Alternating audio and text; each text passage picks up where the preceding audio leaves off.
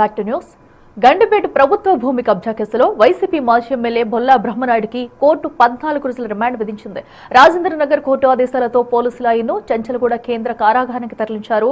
నకిలీ జీవోల సృష్టి, ఫోర్జరీ కేసులో తమిళనాడులో శుక్రవారం బ్రహ్మనాయుడిని పోలీసులు అదుపులోకి తీసుకున్నారు. అయితే ఈ అరెస్టును వైసీపీ తీవ్రంగా ఖండించగా రాజకీయ కక్ష సాధింపేనని బొల్లా కుటుంబం ఆరోపిస్తుంది. గండిపేట్ ప్రభుత్వ భూమి కబ్జా కేసులో సైబరాబాద్ పోలీసులు కీలకమైన వికెట్ పడగొట్టారు. ముందస్తు బెయిల్ పిటిషన్ను హైకోర్టు తిరస్కరించిన కొన్ని గంటల్లోనే తమిళనాడులోని కాంచీపురంలో అజ్ఞాతంలో ఉన్న వైసీపీ మాజీ ఎమ్మెల్యే బొల్లా బ్రహ్మనాయుడిని ప్రత్యేక బృందాలు అరెస్టు చేశాయి. హైదరాబాద్ కు తరలించిన అనంతరం నార్సింగి పిఎస్ లో స్టేట్మెంట్ రికార్డ్ చేసి గోల్కొండ ఆసుపత్రిలో వైద్య పరీక్షలు నిర్వహించారు. ఆ తరువాత కట్టుదిట్టమైన భద్రత మధ్య ఉప్పరిపల్లిలోని రాజేంద్రనగర్ కోర్టులో ప్రవేశపెట్టగా న్యాయమూర్తి 14 రోజుల జ్యుడిషియల్ రిమాండ్ విధించడంతో ఆయన్ను చెంచల్గూడ జైలుకు తరలించారు.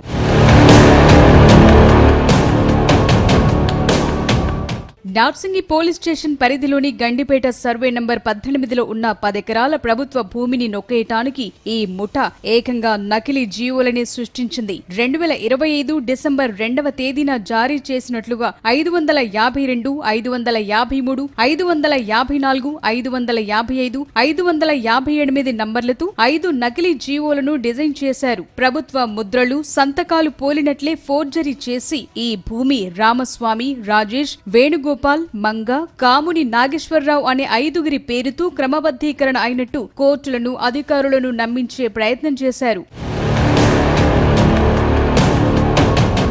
ఈ భారీ స్కామ్ కు మాజీ ఎమ్మెల్యే బొల్లా బ్రహ్మనాయుడే ప్రధాన ఫినాన్షియర్, ఇన్వెస్టర్ గా వ్యవహరించినట్లు పోలీసుల దర్యాప్తులో తేలింది. గండిపేటలోని ఆ ప్రభుత్వ భూమిని ఎకరాకు 3.5 కోట్ల రూపాయల చొప్పున కొనేందుకు బ్రహ్మనాయుడు తన తమ్ముడు బొల్లా రమేష్ పేరు మీద నిమ్మల కుటుంబంతో అగ్రిమెంట్ చేయించారు.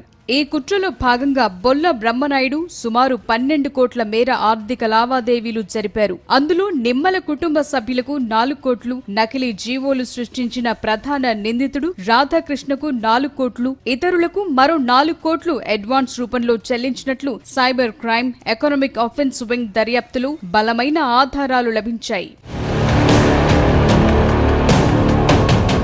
బొల్లా బ్రహ్మనాయుడు అరెస్టుపై వైసీపీ నేత, మాజీ ఎమ్మెల్యే పిన్నెల్లి రామకృష్ణారెడ్డి రియాక్ట్ అయ్యారు. ఇది ముమ్మాటికి రాజకీయ కుట్ర అని ఆరోపించారు. ఆంధ్రప్రదేశ్లోని కూటమి ప్రభుత్వం తెలంగాణ ప్రభుత్వంతో కుమ్మక్కై కావాలని ఈ ఫేక్ జీవో కేసులో ఆయన్ను ఇరికించి అరెస్టు చేయించాయని, ఈ కేసుతో బ్రహ్మనాయుడికి ఎలాంటి సంబంధం లేదన్నారు. మా పార్టీ వైఎస్ఆర్ పార్టీ సీనియర్ నాయకుడు బ్రహ్మనాయుడు గారిని అక్రమంగా అరెస్టు చేసి కొంతమంది సునకానందం పొందుతా ఉన్నారు. వైసీపీ నేతలు, కుటుంబ సభ్యులు ఈ అరెస్టును రాజకీయ కక్ష సాధింపుగా కొట్టిపారేస్తున్న పోలీసులు మాత్రం సాంకేతిక ఆధారాలతో విచారణను వేగవంతం చేశారు. ఈ రోజు వరకు మా మామయ్య గారు ఇన్ని ట్రాన్సాక్షన్ చేశారు. ఇంతవరకు ఒక్క ట్రాన్సాక్షన్ కూడా మాది తప్పు లేదు.